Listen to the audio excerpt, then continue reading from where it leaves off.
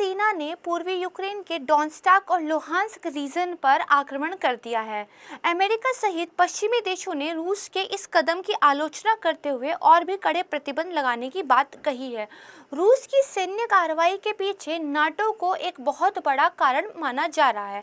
आइए जानते हैं कि ये नाटो क्या है और आखिरकार रूस इससे इतना नाराज क्यों रहता है। नमस्कार दोस्तों, मैं प्राची संस्कृति आईएएस यूट्यूब चैनल पर आपका बेहद स्वागत करती हूँ। आज के वीडियो में रूस यूक्रेन विवाद के बारे में जानेंगे, बल्कि नाटो को लेकर पुतिन इतने नाराज क्यों रहते हैं और नाटो क्या है इसके बारे में भी हम डिटेल से चर्चा करेंगे। एग्जाम के पॉइंट ऑफ व्यू से आपको नाटो के बारे में क्या पता होना चाहिए इसके बारे में हम देखेंगे और अंत में विश्व पर और स्पेशली भारत पर इसका क्या प्रभाव पड़ने वाला है इस पर भी चर्चा करेंगे। वीडियो स्टार्ट करने से पहले एक इम्पॉर्टेंट सूचना मैं आपके साथ शेयर करना चाहती हूँ।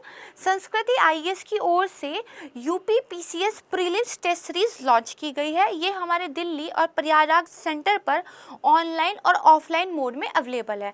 अगर आप ऑनलाइन मोड में इस टेस्ट सीरीज को लेते हैं तो ये कम्प्लीटली फ्री है, और अगर आप ऑफलाइन इस टेस्ट सीरीज को लेते हैं तो एक मिनिमम फीस हमारे द्वारा रखी गई है। इस टेस्ट सीरीज के बारे में और संस्कृति आईएएस के जो फाउंडेशन कोर्स लॉन्च हो रहे हैं, इसके अलावा वैकल्पिक विषय के कोर्स हमारे द्वारा लॉन्च किए गए हैं, इन सब के बारे में और अधिक जानकारी के लिए आप दिए गए नंबर पर संपर्क कर सकते हैं और हमारी वेबसाइट संस्कृति आईएएस को भी विजिट कर सकते हैं। आइए शुरू करते हैं आज का वीडियो। सबसे पहले एक मैप के थ्रू हम लोकेशन समझते हैं। ये देखिए, यूक्रेन का एक मैप दिया गया है और यहाँ पर जो ये रेड कलर का पूरा मार्क्ड है, ये जो है रशिया के साथ इसकी एक बॉर्डर को दिखाया गया है। ठीक है, नीचे देखिए जो ये वाला एरिया है क्रीमिया, इसको पहले ही रशिया के द्वारा अनेक्स कर लिया गया था।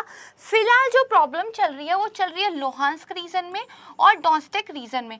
इस एरिया में भी जो इतना वाला एरिया है, ये करीब 2014 से ही जो वहाँ के सेपरेटिस्ट है, यूक्रेन के जो सेपरेटिस्ट है, उनके द्वारा हेल्ड किया जा रहा है। और बाकी वाले एरिया पर यूक्रेन की सेना और सेपरेटिस्ट के मध्य एक वॉर छिड़ा हुआ है। मतलब कि ये जो आक्रमण आज हुआ है, इसके जो बीज बोए गए थे वो 2014 में ही जो है हो गए थे और आज एक पेड़ के रूप में हमारे सामने ये उगकर आ गया है। ठीक है, ये आप समझ गए। यहाँ पर एक पोर्ट है जिसका नाम है सेवास्तोपोल पोर्ट, जो कि आपके क्रीमिया के अंदर है। ये बहुत इंपॉर्टेंट है, इसकी लोकेशन ध्यान रखिएगा, क्योंकि रूस का जब क्रीमिया पर जो है आक्रमण हुआ था, रूस ने जब क्रीमिया को एनेक्स किया था, सही वर्ड यही होगा, तो ये पोर्ट भी बहुत महत्वपूर्ण जो है अपना रोल अदा करती है। क्योंकि रूस के पास देखिए जितने भी पोर्ट हैं वो आप कह सकते हैं 365 दिन काम नहीं करती, बर्फ़ से जम जाती हैं। लेकिन जो ब्लैक सी और यहाँ पे अज़ोव सी है, इस तक पहुँच के लिए जो सेवास्तोपोल पोर्ट है, ये बहुत स्ट्रैटेजिक रोल प्ले करती है और अब फिलहाल इस पर रूस का नियंत्रण है। इतना आप समझ गए। ठीक है, मैपिंग आपको थोड़ी सी समझ में आ गई। अब हम अपने मुद्दे को देखते हैं। देखिए, वैश्विक लेवल पर क्या कुछ कहा जा रहा है, तो यूक्रेन ने कहा है रशियन ट्रूप्स जो कि आगे की तरफ बढ़ रही थी, उनको हमारी तरफ से डेटरेंस दी गई है। वहीं जो फ्रांस है, उन्होंने ये कहा है कि रशिया को ये समझने की ज़रूरत है कि नाटो के पास जो है न्यूक्लियर वेपन्स हैं। ये दोनों ही न्यूज़ 25 फरवरी यानी कि आज की हैं। ठीक है, इसके बाद देखिए जो अमेरिकी राष्ट्रपति हैं जॉय बाइडेन, उनका क्या कहना है, तो उन्होंने ये कहा कि भाई हम जो हैं अपने ट्रूप्स को यूक्रेन की ज़मीन पर नहीं उतारेंगे। हालांकि उन्होंने अपनी तरफ से मदद देने का वादा किया और पिछले साल भी $600 मिलियन की मदद यूक्रेन को उनके द्वारा की गई थी।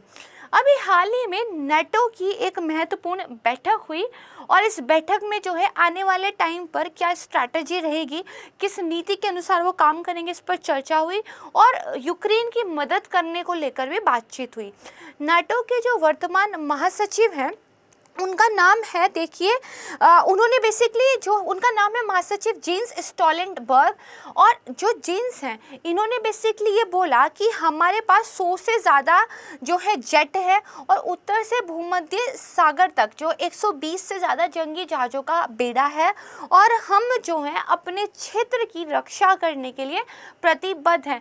यानी कि आप कह सकते हैं एक बोलने के स्तर पर तो बातें की जा रही है, लेकिन ज़मीनी स्तर पर सेना भेजने के बारे में अभी कोई बात नहीं की गई है। और न्यूज़ में आपने आई डोंट नो ये वीडियो किस टाइम तक जो है पब्लिश होगा, बट उस समय तक हो सकता है कि शायद रूस ने यूक्रेन को अनेक्स भी कर लिया हो। ठीक है, आगे समझते हैं। देखिए यहाँ पे बताया गया है कि नाटो का डिफेंस जो प्लान है वो एक्टिवेटेड है, लेकिन कोई भी ट्रूप डिप्लॉयमेंट जो है नहीं की जाएगी। और जो स्टोल्टनबर्ग है वहाँ के महासचिव, उनके द्वारा ये कहा गया है। देखिए यूक्रेन की स्थिति क्या थी, ये जो पूरा मैप है ये बेसिकली यूक्रेन को दिखाता है। ठीक है, लेकिन 2014 में जो ये वाला हिस्सा था इसको जो है रशिया के द्वारा अनेक्स कर लिया गया। बकायदा रशिया ने यहाँ पर एक रेफरेंडम कराया था, एक वोटिंग कराई थी, और इस वोटिंग में बहुमत ने जो है रशिया के साथ जाने का निर्णय लिया था। और इस बेस पे रशिया ने दुनिया को ये बता कर कि देखिए हम कोई ज़बरदस्ती नहीं कर रहे हैं, वहाँ के लोग ही हमारे साथ रहना चाहते हैं, इस एरिया को अपने अधिकार क्षेत्र में ले लिया था, जिससे ब्लैक सी में, और या फिर आप कह सकते हैं जो एक छोटा सा एरिया है अजोव सी का, यहाँ पर रूस की एक स्ट्रैटेजिक अवस्थिति बन गई है।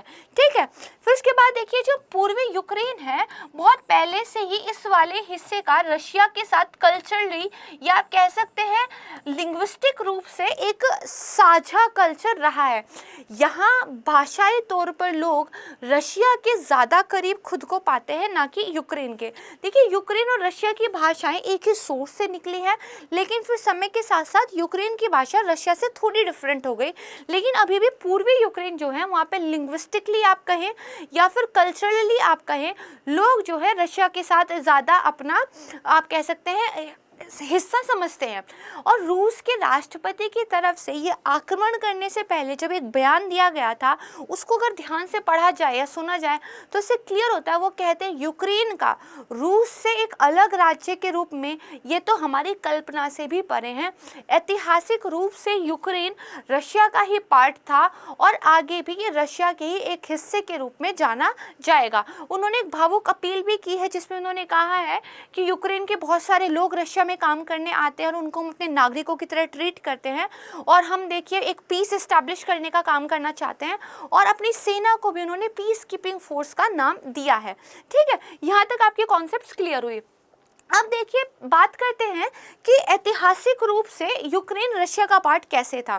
देखिए जो यूक्रेन था उसकी जो राजधानी कीव थी, वो जो रूस की एक आप कह सकते हैं पुराने ज़माने का जो शासन था वो यहीं से संचालित होता था। यानी कि रूस की तानाशाही कहीं ना कहीं जो है यूक्रेन से जो है इस पूरे एरिया को शासित करती थी।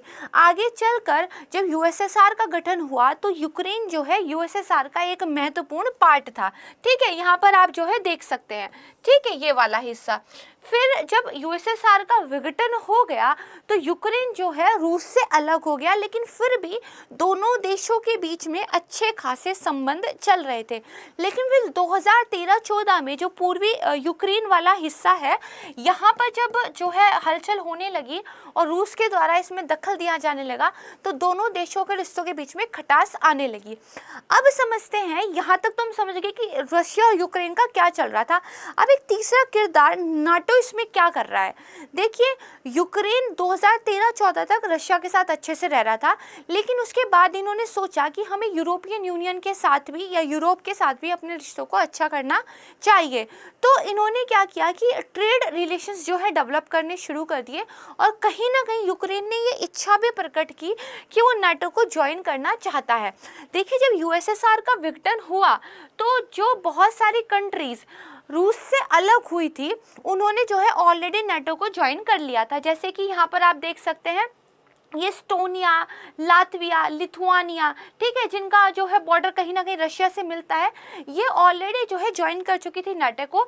यहाँ पर देखिए जो आपका ये यूक्रेन वाला हिस्सा पड़ता है, ये हिस्सा, और यहाँ पे जो बेलारूस है ये जो है रशिया, और यहाँ पे जो नाटो का पूरा एक एरिया है इसके बीच में क्या करता है, एक बफर का काम करता है। लेकिन अगर कल को ये वाला हिस्सा भी अगर जो है नाटो में शामिल हो जाएगा तो कहीं ना कहीं नाटो की जो सैन्य बल हैं, दल है, उनकी उपस्थिति रशिया के बॉर्डर पे हो जाएगी और ये कोई भी कंट्री खुश होकर तो सहन नहीं कर सकती। जैसे अगर चाइना और पाकिस्तान कल को जम्मू कश्मीर के बॉर्डर पर मिलिट्री एक्सरसाइज करने लगे तो इंडिया के लिए ये एक अच्छी स्थिति तो नहीं मानी जाएगी। तो रशिया इसी स्थिति से बचने के लिए, इस बफर को ऐसे ही रखने के लिए यूक्रेन का नाटो में जाने का जो है विरोध कर रहा है और वो नहीं चाहता कि यूक्रेन को नाटो अपने में शामिल करे, ठीक है। और इसीलिए जो है ये सारी जो आज सिचुएशन है हमें देखने को मिल रही है। थोड़ा सा और हम समझेंगे इसके बारे में। फिलहाल आप एक एक करके एक टाइम हिस्ट्री की एक टाइमलाइन को लेकर अपनी कॉन्सेप्ट क्लियर कर लीजिए। ये आप समझ गए।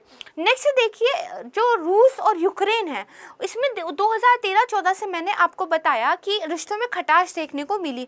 आखिर हुआ क्या था?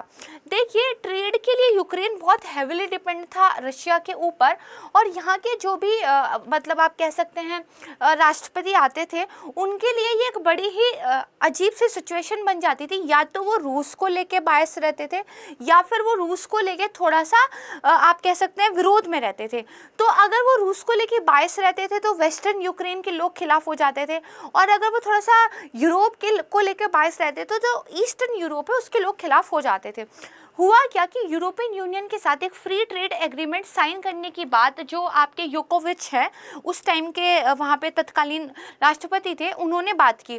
लेकिन बाद में इनका थोड़ा सा झुकाव रूस की तरफ होता चला गया और ये उस फ्री ट्रेड एग्रीमेंट से पीछे हट गए, जिसको लेकर जो यूक्रेन का वेस्ट वाला हिस्सा था, इस वाले हिस्से में देखिए विद्रोह होने लगे और ये वाला हिस्सा बेसिकली योकोविच के इस्तीफे की मांग करने लगा, ठीक है।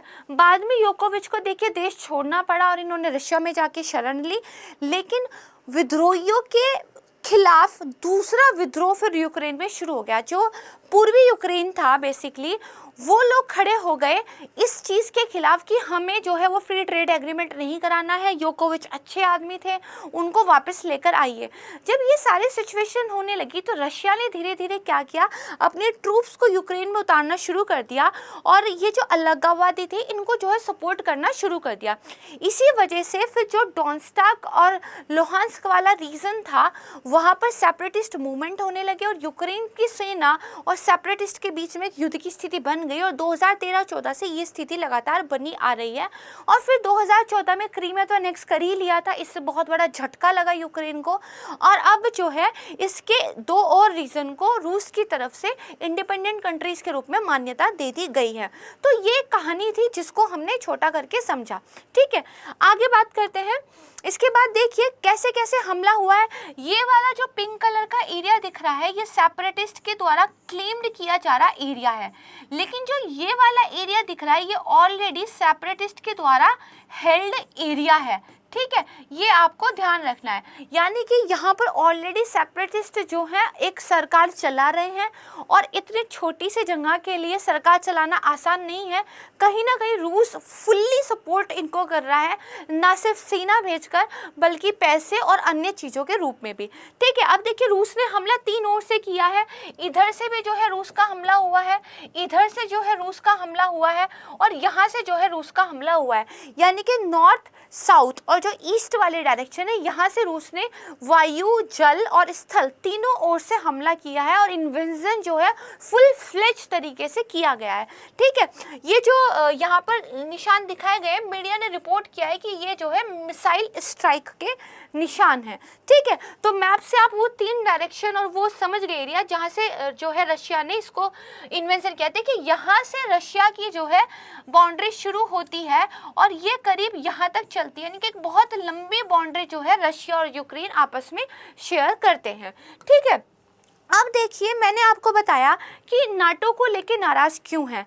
तो यूक्रेन ने धीरे धीरे क्या किया, नाटो में शामिल होने की इच्छा अपनी जाहिर की। दरअसल यूक्रेन ने डिसाइड ही नहीं कर पाता था कि हमें यूरोप की साइड जाना है या हमें रशिया की साइड जाना है। योकोविच के टाइम पे ये कन्फ्यूजन सी वाली स्थिति हो गई। वो यूरोप को भी अपना पास रखना चाहते थे और वो रशिया के साथ भी रिश्ते अच्छा बनाना चाहते थे। तो उन्होंने फ्री ट्रेड एग्रीमेंट तो साइन नहीं किया, लेकिन वो नाटो के एक्शन वाले प्लान में जो है शामिल हो गए, जिसका मतलब होता है कि आने वाले टाइम में यूक्रेन जो है नाटो में शामिल हो सकता है। अब नाटो में अगर यूक्रेन शामिल हो जाए तो इससे क्या होगा, मैंने आपको समझाया कि नाटो का देखिए एक आर्टिकल है जो हर्ट कहा जाता है इस संधि का, जिसमें ये कहा गया है कि अगर किसी एक देश पे हमला होता है तो वो हमला बाकी सभी सदस्य देशों पे माना जाएगा, और अपने सदस्यों की रक्षा करने के लिए नाटो की जो सेना है उनकी उपस्थिति उस एरिया में रहती है। तो अगर यूक्रेन पार्ट हो जाता है नाटो का, तो वो जो सैन्य उपस्थिति है अमेरिका के प्रभाव वाले एक संधि के तहत एक इंस्टीट्यूट की, आप कह सकते हैं एक संस्था की, वो रशिया के बॉर्डर्स तक पहुंच जाएगी। तो रशिया के लिए जो है बिल्कुल भी खुश होने वाली बात नहीं है, इसीलिए जो है रशिया नाराज़ है, और इसीलिए आज जो है हम नाटो के बारे में पढ़ेंगे, क्योंकि कहीं ना कहीं इस पूरी कहानी का मेन किरदार रूस और नाटो के साथ साथ कौन कौन है, यूक्रेन और रूस के साथ साथ और कौन है, नाटो भी है। ठीक है, तो देखिए इसके बारे में हम समझते हैं। 1949 में 12 फाउंडिंग मेंबर के द्वारा अमेरिका के वॉशिंगटन में इसकी स्टैब्लिश किया था। इसको क्या बोलते हैं, नॉर्थ अटलांटिक ट्रीटी ऑर्गेनाइजेशन यानी कि नाटो। ठीक है, ये एक अंतर सरकारी सैन्य संगठन है, मिलिट्री ऑर्गेनाइजेशन है, ये ध्यान रखना है। ब्रुसेल में इसका हेडक्वार्टर है। इसकी जो शुरुआत हुई थी वो देखिए 1947 में, जब फ्रांस और ब्रिटेन ने आपस में डनक्रिक की संधि की थी कि अगर जर्मनी हम पर आक्रमण करता है तो हम दोनों मिलकर उसका मुकाबला करेंगे, वहाँ से मानी जाती है। ठीक है, ये आप समझ गए। उसके बाद देखिए 12 इसके फाउंडिंग मेंबर थे जिनके नाम दिए गए हैं। यहाँ पर एक टेबल दी गई है जिसमें किस ईयर में कौन जो है नाटो के अंदर गया ये बताया गया है। जो नॉर्थ मैसेडोनिया है वो 2020 में इसमें शामिल होने वाला सबसे नया मेंबर है। वेरी इंपॉर्टेंट फैक्ट याद रखिएगा। नाटो देखिए अपने सदस्यों को सुरक्षा का आश्वासन देता है। नाटो ये कहता है कि भाई हम राजनीति को सैन्य माध्यमों से अपने सदस्यों की स्वतंत्रता और सुरक्षा को जो है गारंटी देंगे। और सेकेंड वर्ल्ड वॉर के बाद ये जो है एक संगठन बना था, और इसका मेन ये जो आप कह सकते हैं उद्देश्य था ना, वो ये था कि जो सोवियत संघ के नेतृत्व में एक साम्यवादी विचारधारा यूरोप की तरफ बढ़ते जा रही है उसको कंटेन करना। ठीक है, और साम्यवादी विचारधारा रूस के प्रभाव से कंट्रीज को दूर रखना। ठीक है, ये इसका मेन मोटिव था। ठीक है, इसका जो है कुल सैन्य खर्च बहुत ज़्यादा होता है और अमेरिका इसकी काफ़ी बड़ी हिस्सेदारी जो है अता करता है। इसके घोषणा पत्र में सबसे इम्पोर्टेंट कौन सा है, तो अनुच्छेद 5 है, जो कि मैंने आपको बता दिया। यहाँ पे देखिए एक्सप्लेन ये किया गया है कि जब यूक्रेन नाटो का मेंबर ही नहीं है तो नाटो फिर भी रशिया के खिलाफ फाइट क्यों कर रहा है। ठीक है, तो देखिए नाटो डायरेक्टली फाइट नहीं कर रहा, लेकिन क्योंकि यूक्रेन की संभावना थी नाटो में जाने की, और अगर आज यूक्रेन को अनेक्स कर लिया जाता है जैसे पहले क्रीमिया को कर लिया था, तो हो सकता है रूस फिर आगे बढ़े। तो इन संभावनाओं के मद्देनजर नाटो जो है अलग तरीके से इनडायरेक्टली हेल्प कर रहा है। ठीक है, ये आप समझ गए। इसके बाद देखिए यहाँ पर 2 आर्टिकल बहुत इंपॉर्टेंट है और आने वाले टाइम में न्यूज़पेपर में आप इन 2 आर्टिकल्स पर बार बार नाम सुनेंगे, समझ लेते हैं। नाटो संधि का आर्टिकल नंबर 4 ये क्या कहता है, ये कहता है कोई भी सदस्य सभी सदस्यों की एक इमरजेंसी बैठक को बुला सकता है जब भी उसको फील हो कि सॉवरेनिटी पर, इंटीग्रिटी पर कोई आंच आई है। और देखिए सदस्य वैसे तो बिना आर्टिकल के भी मिलते रहते हैं, लेकिन इस आर्टिकल के तहत अगर कंसल्टेशन की जा रही है तो वो बहुत ज़्यादा इंटेंस और डीप होती है, समझ गए। तो कंसल्टेशन के लिए आर्टिकल नंबर 4 है। अब आइए आर्टिकल नंबर 5। जैसा कि मैंने आपको बताया कि ये इस उद्देश्य, ये इस फंडामेंटल चीज़ पे काम करते हैं। 30 टोटल मेंबर हैं। अगर 30 में से किसी एक के खिलाफ भी कुछ आक्रमण होता है हथियारों से लेस वाला, तो 30 के 30 पर आक्रमण माना जाएगा। मोटे तौर पर वो अमेरिका के लिए आक्रमण माना जाएगा और अमेरिका सहित सभी मेंबर कंट्रीज उसका मुकाबला जो है करेंगी। यहाँ पर जो आप कह सकते हैं फैसले लिए जाते हैं वो 300 के 30 मेंबर की सहमति से लिए जाते हैं। तो आर्टिकल 4 आर्टिकल 5 आपने अच्छे से समझ लिया। नाटो की एक ऐतिहासिक पृष्ठभूमि क्या थी, तो देखिए जब 1948 में बर्लिन की नाकाबंदी की गई थी यूएसएसआर के बाद, तो साम्यवाद के प्रसार का भय जो है यूरोपीय पूंजीवादी देशों को लगने लगा था। कैपिटलिज्म वर्सेस आपका जो साम्यवाद है, ठीक है, उसको यहाँ पर देखने की ज़रूरत है। दो कॉन्सेप्ट है, इनको हम कभी अच्छे से क्लियर करेंगे जब हम कॉन्सेप्ट्स के बारे में बात करेंगे। हालांकि वर्ल्ड हिस्ट्री में सर बहुत अच्छे से इसको एक्सप्लेन करते हैं, ठीक है।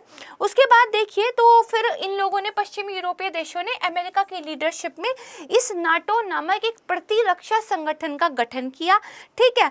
इसके बदले में रूस ने क्या किया, रूस ने एक वर्सावा संगठन जो है साइन किया, लेकिन इससे सशस्त्रीकरण को बढ़ावा हुआ, एक होड़ लगी, फिर लेकिन यूएसएसआर का विघटन हो गया, तो वर्सावा वाला जो पैक्ट था वो भी ठंडे बस्ते में कहीं ना कहीं चला गया, ठीक है। सदस्य बनने के लिए यूरोपीय देश होना ज़रूरी है, तो नाटो का अगर आपको मेंबर बनना है तो आपका एक यूरोपियन कंट्री होना ज़रूरी है, लेकिन अपने रीच को बढ़ाने के लिए कुछ और देशों के साथ नाटो ने जो है संधियाँ की हैं। जैसे कि भूमध्य इलाके की बात की जाए तो अल्जीरिया, मिस्र, Israel, Jordan, Mauritania, Morocco, Tunisia NATO के सहयोगी हैं। वहीं दक्षिण एशिया में, जो कि इंडिया के लिए इम्पोर्टेंट रीजन है, वहाँ पर देखा जाए तो पाकिस्तान और अफगानिस्तान में भी नाटो की भूमिका रही है। अफगानिस्तान में तो नाटो की भूमिका के बारे में पिछले टाइम पे जब अफगानिस्तान की न्यूज़ समाचारों में थी, हमने काफ़ी कुछ पढ़ा और सुना था। इसके बाद देखिए 9/11 का जो हमला हुआ था, उसमें पहली बार अनुच्छेद 5 को जो है बेसिकली इस्तेमाल किया गया था, ठीक है। इसके बाद यहाँ देखिए नाटो के अंदर कुछ और जो है ग्रुप्स हैं, या आप कह सकते हैं एक हायरार्की के साथ काम करता है, जिनके अपने अपने काम है। जैसे नाटो का प्रतिनिधिमंडल है, यहाँ पे हर देश का एक एक स्थायी प्रतिनिधि होता है, इसकी अध्यक्षता राजदूत के द्वारा की जाती है। फिर एक उत्तरी अटलांटिक परिषद है इसके अंदर, ये परिषद इसका सबसे प्रमुख अंग है। हर सदस्य देश का प्रतिनिधि इस परिषद में बैठता है, महत्वपूर्ण फैसले यहाँ पे लिए जाते हैं, इसकी अध्यक्षता महासचिव करते हैं, ठीक है। उसके बाद देखिए महासचिव होते हैं, वो निर्णय लेने की प्रक्रिया को संचालित करते हैं, मुख्यालय में बैठते हैं। फिर परमाणु योजना समूह है, इसके अंदर जो नीति वाले मामले होते हैं उस पर इसको जितने काउंसिल को अधिकार है, परिषद को है, उतने ही अधिकार जो है मिले हुए हैं, नीति वगैरह जो है बनाते हैं। सैन्य संगठन और संरचना की बात करें तो देखिए सैन्य समिति जो है वो नाटो के सदस्य देशों के रक्षा प्रमुखों से मिलकर बनी है, और जब किसी समस्या का राजनीतिक रूप से समाधान नहीं निकलता तो मिलिट्री सॉल्यूशन की बात जो है की जाती है, ठीक है। उसके बाद देखिए अगर किसी देश के खिलाफ मिलिट्री ऑपरेशन की बात आती है तो कोई अपनी इनकी सेना नहीं है, नाटो की कोई अपनी स्थायी सेना नहीं है। जो देश हैं वो स्वेच्छा से अपनी आर्मी को जो है कंट्रीब्यूट करते हैं, और युद्ध समाप्त होने के बाद वो आर्मी जो है वापस अपने देशों में लौट जाती है, तो ये भी आप ध्यान रखिएगा। फिर देखिए कुछ कार्य नाटो के द्वारा किए गए, जैसे कि अफगानिस्तान में शांति लाने के लिए समझौता, नाटो ने सी गार्जियन नाम का एक समुद्री रक्षा अभियान भी शुरू किया था। 2008 के बाद अफ्रीका का जो हॉर्न वाला एरिया है और हिंद महासागर में जो अदन की खाड़ी है, वहाँ पे समुद्री डकैतों से बचाने के अभियान के काम में भी ये लगा हुआ है, ठीक है। तो ये आपने ध्यान रखना है। भारत और नाटो की बात की जाए तो भारत इसका जो है मेंबर नहीं है, लेकिन भारत देश को नाटो का सहयोगी देश का दर्जा देने के लिए अमेरिका की सीनेट ने एक विधेयक पारित किया है। इससे पहले ये दर्जा जो है अमेरिका के द्वारा इजराइल और दक्षिण कोरिया को भी दे चुका है। इसके बाद देखिए जॉय बिडेन जो है उन्होंने भारत के प्रधानमंत्री से भी बात की है, और उन्होंने एक तरीके से इसके बाद एक स्टेटमेंट दी है कि नॉट रिजॉल्व्ड फुली, यानी कि कोई पर्याप्त समाधान नहीं निकल पाया है, ठीक है। यहाँ तक आपने समझ लिया। अब ये नाटो, यूक्रेन, रूस, ठीक है, ये जो एक मामला फंसा हुआ है, तो मैंने आपको बताया कि रूस और यूक्रेन आज से नहीं बल्कि सैकड़ों सालों से सांस्कृतिक, भाषाई और पारिवारिक संबंध साझा करते हैं। ये एक भावनात्मक मुद्दा है वहाँ के लिए, ठीक है। और देखिए जो सोवियत गणराज्य था, है ना, उसमें रूस के बाद यूक्रेन दूसरा सबसे बड़ा शक्तिशाली एक सोवियत गणराज्य था, यानी कि एक इम्पॉर्टेंट पार्ट था। ट्रेड की भी बात करें तो यूक्रेन का देखिए रशिया सबसे महत्वपूर्ण जो है ट्रेड पार्टनर है। बहुत सारे लेबर जो है यूक्रेन से रशिया में जाके काम करते हैं, क्योंकि रशिया में जनसंख्या कम है और बढ़ भी नहीं रही है। इसके अलावा देखिए वहाँ की जो सरकारें भी बनती थी वो कहीं ना कहीं रशिया के साथ भागीदारी में रहकर ही काम करती थी, ठीक है। लेकिन उसके बाद रूस ने ये कहा कि पश्चिमी देश अगर मुझे ये गारंटी दे दें कि नाटो, यूक्रेन और जो दूसरे महत्वपूर्ण सोवियत देश देश थे उनको अपने संगठन में शामिल होने की अनुमति नहीं देगा, और साथ में जो ये एरिया है पूर्वी सोवियत संघ वाला, यहाँ से अपनी सैन्य उपस्थिति को वापस ले जाएगा, तो हम जो है एक शांति बहाली के उपायों पर बात कर सकते हैं। लेकिन नाटो ने उनकी बात नहीं स्वीकार की, और जो है रूस ने फिर जो अभी किया है वो सबके सामने है। तो रूस नहीं चाहता कि यूक्रेन जो है नाटो में शामिल हो, ये मैंने आपको क्लियर कर दिया है, ठीक है।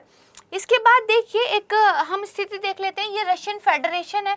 यहाँ पर जो बेलारूस है ये रशिया के साथ कोऑपरेशन में काम करता है, आप कह सकते हैं, बल्कि एक सैटेलाइट स्टेट के रूप में काम करता है। यहाँ की सरकार जैसे रूस चाहता है उसी तरीके से काम करती है। दूसरा देखिए यूक्रेन है, तो यूक्रेन में 2013 तक संबंध ठीक रहे, तो इसलिए जो ये वाला एरिया था ये एक बफर के रूप में काम करता था। इधर Poland, Slovakia, Hungary, Romania, Lithuania, Latvia, Estonia है, जिसमें से कुछ नाटो के सहयोगी बन चुके थे, लेकिन 2013-14 के बाद से प्रॉब्लम जो है होने लगी, ठीक है। इसके बाद नेक्स्ट देखिए, अभी हाल ही में रशिया की तरफ से एक स्टेटमेंट दी गई है। देखिए ये सुबह 11 बजे ही न्यूज़ आई है 25 फरवरी की, कि यूक्रेन हमारे लिए वैसा है जैसे भारत के लिए पाकिस्तान, और हम अपने बॉर्डर पे एक शांति वाला पाकिस्तान चाहते हैं, एक ऐसा पाकिस्तान चाहते हैं जो हमारे हितों के बारे में भी सोचे। तो एक बड़ी स्टेटमेंट की उनकी तरफ से दी गई, ठीक है। इसके अलावा यूक्रेन को लेकर अमेरिका जो है भारत के साथ परामर्श कर रहा है, ठीक है। अब देखिए यहाँ पर एक मैप देकर आपको समझाया हुआ है कि जॉर्जिया की रशिया के साथ क्या लोकेशन है। ये मैप मैंने आपको क्यों दिखाया है, जो आज यूक्रेन में रशिया कर रहा है ये जॉर्जिया के साथ एग्जैक्टली कर चुका है। देखिए क्या हुआ था, जब जॉर्जिया के साथ रूस की एक युद्ध वाली स्थिति बनने वाली थी। उस टाइम बीजिंग में ओलंपिक गेम चल रहे थे, लेकिन चाइना को नाराज नहीं करना चाहता था रूस, तो इसीलिए उसने उन खेलों की समाप्ति का जो है वेट किया और फिर जॉर्जिया पर जो है आक्रमण कर दिया।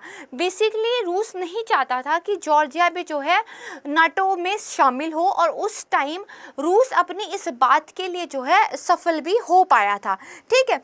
इसके बाद देखिए उसके बाद जैसे ही ओलंपिक गेम खत्म हुए तो रूस ने अपनी बात मनवाई। अभी भी जैसे ही बीजिंग ओलंपिक्स खत्म हुए हैं उसके तुरंत बाद यूक्रेन पर जो है रशिया ने हमला कर दिया है, और सेम वही तरीका अपनाया है कि पहले 2 एरिया को जो है स्वतंत्र देश घोषित करना, उनके साथ मित्रता संधि करना और फिर उनकी मदद के लिए आगे आना। जॉर्जिया में भी जो ये ऑस्ट्रिया वाला क्षेत्र है बेसिकली, इसको इसी तरह एक सेपरेटिस्ट जो है प्रॉब्लम यहाँ पे चल रही थी, इसको मान्यता दी थी रशिया ने, और फिर इनकी मदद करने के लिए जॉर्जिया पे जो है आक्रमण कर दिया था। तो कहीं ना कहीं बहुत सोची समझी नीति के साथ रशिया काम करता है, और पहले भी वो इसके साथ काम जो है कर चुका है। इसके बाद देखिए एस्टोनिया, लातविया और लिथुआनिया, यहाँ पे क्या है नाटो की प्रेजेंस है, ठीक है। उसके बाद रशियन मिलिट्री की प्रेजेंस कहाँ पे है, तो यहाँ पे जो है रशियन मिलिट्री की प्रेजेंस है, ठीक है। फिर ये आ जाता है नीचे बेलारूस। तो बेसिकली ये जो बॉर्डर है ये ऑलरेडी ही रशिया और नाटो का आमने सामने वाला बन गया है, तो रशिया नहीं चाहता कि जो ये वाला बॉर्डर है इस पर भी सेम सिचुएशन आकर खड़ी हो जाए। इतना आप समझ गए। उसके बाद देखिए जो पुतिन है उन्होंने बेसिकली उनको पहले नाटो के सामने बात रखी कि अगर आप यहाँ से अपनी सैन्य उपस्थिति हटा लें और यूक्रेन को अपने यहाँ शामिल होने से मना कर दें, और जो पूर्वी यूएसएसआर की कंट्रीज थी उनको भी नाटो का पार्ट नहीं होने दें, तो हम आपकी बात मानेंगे। लेकिन क्योंकि ऐसा हुआ नहीं तो ये फिर हो नहीं पाया। अब बात करते हैं कि इससे विश्व पर या भारत पर क्या प्रभाव पड़ेगा। तो देखिए सबसे ज़्यादा प्रभाव तो पड़ेगा ऑयल के प्राइसेस पर। देखिए यूरोप को यूक्रेन 1/3 गैस सप्लाई करता है। अगर इस तरह की कोई प्रॉब्लम होती है तो यूरोप में गैस क्राइसिस हो सकता है। इसके अलावा 10% ऑयल की आपूर्ति जो है वो रूस से होती है। तो अगर इस तरह की सिचुएशन बनती है तो ऑयल के प्राइस हाइक होंगे, और इन प्राइस हाइक के होने की वजह से न सिर्फ विश्व पर बल्कि भारत पर भी एक प्रभाव देखने को मिलेगा। तो पहली बात ये हो गई। दूसरा देखिए जो सेंसेक्स है, आप कह सकते हैं शेयर मार्केट है, ब्रॉडर टर्म हम यहाँ पर यूज़ करेंगे। इसमें देखिए बहुत ज़्यादा आप कह सकते हैं हलचल देखने को मिल रही है, और कारोबारियों को जो है बेसिकली आप कह सकते हैं दबाव एक की स्थिति आ गई है। और देखिए यहाँ पे बोला भी है कि यूरोपियन यूनियन के संपर्क में आने वाली जो भारतीय कंपनियां थी वो दबाव में आ गई है, क्योंकि निवेशकों को बढ़ते हुए तनाव से उनके कारोबार पर असर पड़ने का डर है। ठीक है, इसके अलावा देखिए हमारे बहुत सारे भारतीय युवा वहाँ पर फंसे हुए हैं। लगभग 20,000 से ज़्यादा लोग वहाँ पर मेडिकल की पढ़ाई करने के लिए गए हुए थे। तो अपने नागरिकों को सुरक्षित वहाँ से बाहर निकालना ये भी भारत के लिए एक चिंता का विषय है। और करीब 4,000 भारतीयों को हम ले आए हैं, लेकिन 16,000 के लगभग अभी वहाँ पर रह रहे हैं, ऐसा विदेश सचिव की तरफ से एक स्टेटमेंट हमें देखने को मिली है। अब देखिए कुछ प्रतिबंध भी जो है लगाए गए हैं वेस्टर्न कंट्रीज़ की तरफ से, लेकिन वो जो वेस्टर्न कंट्रीज़ हैं उनके वो जो प्रतिबंध हैं वो जब उन्होंने पहले लगाए थे यूक्रेन के टाइम पे उससे भी कम है। तो बेसिकली रशिया पे इसका कोई खास इफेक्ट पड़ने वाला नहीं है। और राजनीतिक विश्लेषकों का तो ये भी कहना है कि इस बार रशिया अपने ज़्यादा तैयारी के साथ सामने आया है, क्योंकि उसको पता था कि वेस्टर्न कंट्रीज सैंक्शंस लगाएंगे, तो इसलिए उसने अपनी अर्थव्यवस्था को गोल्ड और यूरो करेंसी पर ज़्यादा जो है रख कर लिया है। उसने डॉलर पे पहले ही अपनी डिपेंडेंसी कम कर ली है। जहाँ तक रही बैंकों वगैरह पर अगर सैंक्शंस लगा देंगी कंट्री, तो रशिया के जो बड़े बैंक हैं वो वैश्विक अर्थव्यवस्था में अंदर तक घुसे हुए हैं। और अगर आप ऐसा कुछ करते हैं, जैसा भी किया भी गया है कि बैंकों पर रोक लगाई गई है, तो ना सिर्फ रशिया पर बल्कि जो वैश्विक अर्थव्यवस्था है उस पर भी इसका असर देखने को मिलेगा। ठीक है, तो यहाँ तक सारी चीज़ें आपको जो है क्लियर हो गई होंगी इसके बारे में। तो नेटो के बारे में अगर आप समझ गए हैं तो अब आप जो है इससे संबंधित किसी भी प्रश्न का उत्तर देने में ज़रूर सक्षम होंगे। तो आज के लिए बस इतना ही। मुझे उम्मीद है कि वीडियो आपको पसंद आया होगा। अगर आपको वीडियो पसंद आया है तो उसको लाइक और शेयर ज़रूर कीजिएगा। अगर आपने संस्कृति IAS चैनल को अभी तक सब्सक्राइब नहीं किया है तो सब्सक्राइब ज़रूर कीजिएगा। नमस्कार, आपका दिन शुभ हो।